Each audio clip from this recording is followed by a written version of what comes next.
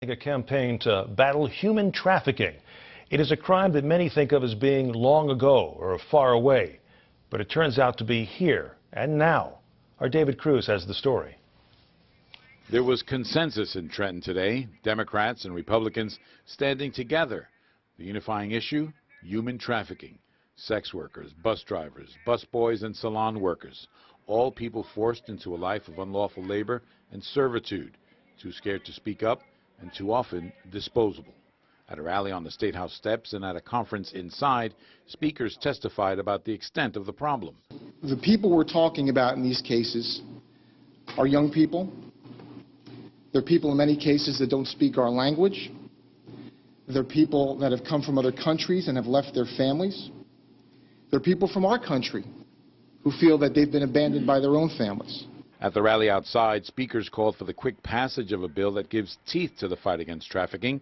Assemblywoman Valerie Veneri Huddle is the primary sponsor of the bill, which, among other things, calls for victims who are forced into criminal activity to be exempted from prosecution and stiffens penalties for traffickers. The first offense will be $25,000. It creates a Johns school that Johns will be named and shamed and, of course, be trained in, so there's no further activity. It is training for all of the people involved in the community that may witness or knowingly see these acts happening. Officials say it's hard to put a number on New Jersey victims because many never report the crimes against them.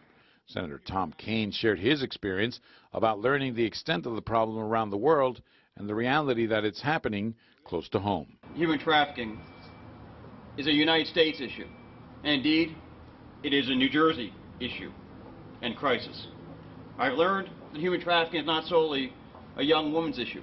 Millions of men and women, young girls and young boys and teenagers alike, are exploited every day and everywhere.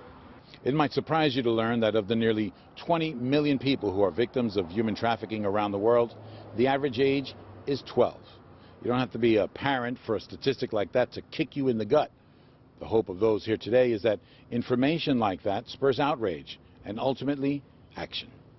In Trenton, I'm David Cruz, NJ Today.